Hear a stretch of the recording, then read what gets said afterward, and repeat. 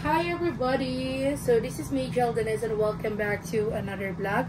So today guys is gagawa tayo ng dessert. Yan. So gagawa tayo ng fruit salad. So here in America, hindi kasi tayo makakahanap tayo ng mga ingredients sa mga Asian store. So right now guys, kasi ito lang ang meron ako. So ito yung gagawin natin. So, right now guys, ito yung ating gagawin. So, we have here a fruit cocktail. Yan. And meron din tayong fruit mix. Condensed milk and heavy cream. Ayan. So, ang gagawin natin guys is, syempre, buksan muna natin itong mga Alam nyo ba guys, may kwento ako sa inyo. Habang gumagawa tayo nito. Dumugo yung ilong ko today. Yeah. Ang dami. Daming dugo. Which is first time ko na dumugo yung ilong ko. Kasi actually ang tagal ng panahon. Sa Pilipinas naman hindi naman nadugo yung ilong ko. I don't know, maybe because nandito lang ako sa bahay. Hindi ako lumalabas guys kasi sobrang init. Sobrang init talaga sa labas. So, yun. This one hindi ko na kailangan anuhin kasi meron na siya. Yeah. Easy to open. So, gagawin natin guys is syempre mayugasin na ako dito. So let's mix it. I mean hindi naman mix, I mean ba ang tawag dito? Okay pa ba ito? Parang kakaiba yung amoy niya. So let's see the expiration. Alam mo, sinasabi ko dito sa aking partner, gamitin na natin lahat ng mga nandyan sa ilalim na naka-in-can. Kasi, bili lang ng bili. Bili lang siya ng bili. Promise. Hindi ginagamit. So, patuluin muna natin.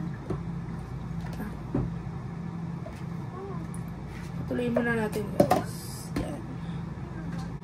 So, next thing guys is patuluin muna natin siya onte. So, gagawa tayo guys ng salad.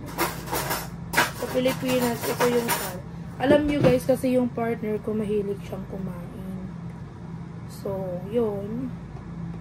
Kagandahan, hindi siya maarte. Like other foreigner na. Diyos ko. Mamamatay. Sobrang arte. So, yan. Kasya naman to dito. So, I think. Ayan. Ang sarap pa ng pagkaano niya guys. Kasi meron siyang iba-ibang klase naman. So, busin na natin yung isang latang condensed. Ayan. Sarap. So, Sunday, mag-grocery kami. So, yain ko mamaya si partner mag-laundry. Kasi guys, ayaw niya na maglo-laundry ako dito sa house. So, ito yung heavy milk. Ubusin na natin to kasi I get a feeling na sobrang init kasi ngayon guys. Yung parang feeling ko, yung nandito sa loob niyan, sa fridge namin, parang feeling ko hindi siya malamig siya, pero parang alam mo yung parang lasang panis. Yun. Parang nangangasim siya. Sabi naman ng partner ko dahil daw yan sa ano. Ito. Kasi di ba mainit? Sobrang init sa labas. Maybe that's also the reason why na di ba hindi nga din ako lumalabas. Also the reason why din na dumugo din siguro yung ilong ko. Dahil minsan itong si Habi mahiling mag-ayang magmotor. Diyos ko. Di ba ang init-init? So ito na guys ang ating finished product. Tadaan! Tikim natin.